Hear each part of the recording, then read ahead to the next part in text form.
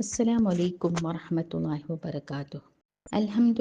അൽഹംദുലില്ലാഹി റബ്ബിൽ ആലമീൻ വസ്സലാത്തു വസ്സലാമു അലാ റസൂലിൽ അമീൻ വഅലാ ആലിഹി വസ്സഹ്ബിഹി അജ്മഈൻ.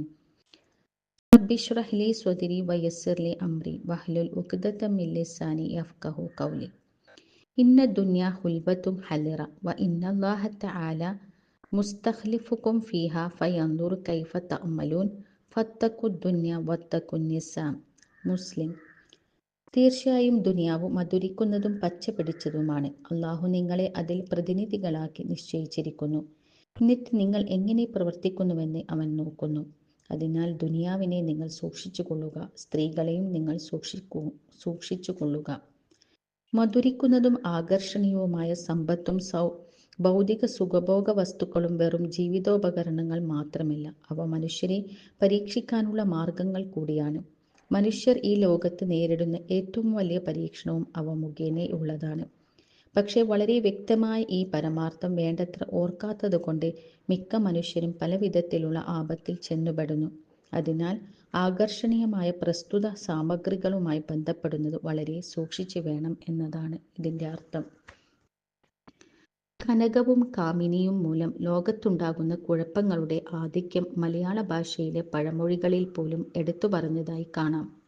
സമ്പത്തും സുഖഭോഗ വസ്തുക്കളും കണ്ട മനുഷ്യർ പച്ച പിടിച്ചു വളർന്നു നിൽക്കുന്ന സസ്യലതാദികളിൽ അഴിച്ചുവിട്ട കന്നുകാലികളെ പോലെയാണെന്നത്രേ ഈ ഹദീസിൽ നമുക്ക് വരച്ചു കാട്ടുന്നത്. ലാ തത്തഖിദുൽ വൈഅത ഫതർഗബു ഫിദ്ദുനിയ. തിർമിദി മറ്റൊരു ഹദീസിൽ പറയുന്നു, നിങ്ങൾ സമ്പത്ത് സമ്പാദിച്ചു വെക്കുകയും അങ്ങനെ ദുനിയാവിൽ ആസക്തമാവുകയും ചെയ്യരുത്. സമ്പത്തും സമ്പാദ്യവും കൂടുന്തോറും അത് മനുഷ്യരെ ഐഹിക ചിന്തയിൽ ആഴ്ത്തിക്കളയുക പതിവാണ്. ഭൗതിക ഭ്രമത്തിൻ്റെ ഭവിഷ്യത്തുകളെക്കുറിച്ച് ബോധമില്ലാത്തവർ സമ്പൽ സമൃദ്ധിയുമായി ഇടപഴകുന്തോറും അതിനോടുള്ള സ്നേഹം വർദ്ധിച്ചുകൊണ്ടിരിക്കുകയും അവസാനം അതുമാത്രം ചിന്തിക്കുന്ന ഒരു ഭൗതികനായി തീരുകയും ചെയ്യാനിടയുണ്ട്. അത്തരം മഹാവിപത്തിൽ ചെന്നു ചാടുന്നത് ആദ്യമേ കരുതിയിരിക്കണമെന്ന് ഉണർത്തുകയാണ്. സമ്പത്തിനെ കുറിച്ചുള്ള ഇസ്ലാമിക ചിന്ത നഷ്ടപ്പെടുകയും അതിനാൽ പണവും ആഡംബര വസ്തുക്കളും സുഖഭോഗ വസ്തുക്കളും ലഭിക്കുന്ന ജീവിതാഭിലാഷമായി അംഗീകരിക്കുകയും അവയിൽ അഭിമാനം കൊള്ളുകയും അതില്ലെങ്കിൽ ദുഃഖിക്കുകയും ചെയ്യുന്ന പാവങ്ങൾ അവയുടെ അടിമകളാണ്.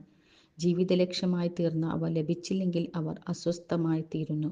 അവ ലഭിക്കാനായി എന്തും ചെയ്യുന്നു. അവസാനം മരിച്ചു പോകുമ്പോൾ സ്വർണവുമില്ല, വെള്ളിയുമില്ല, വസ്ത്രങ്ങളുമില്ല, ആഡംബര ചിന്തയിൽ ജീവിതം തുലച്ചതിനാൽ സൽക്കർമ്മങ്ങളുമില്ല. ജീവിതവും നശിച്ചു, സർവ്വവിധത്തിലും പരാജയം തന്നെ. ഇത്തരം പരാജയങ്ങളുടെ കൂട്ടത്തിൽ നമ്മെ അള്ളാഹു കാത്തുരക്ഷിക്കുമാറാകട്ടെ. വാഹിർ ദഅ്വാന അനിൽ ഹംദുലില്ലാഹി റബ്ബിൽ ആലമീൻ. അസ്സലാമു അലൈക്കും വറഹ്മത്തുള്ളാഹി വബറകാതുഹു.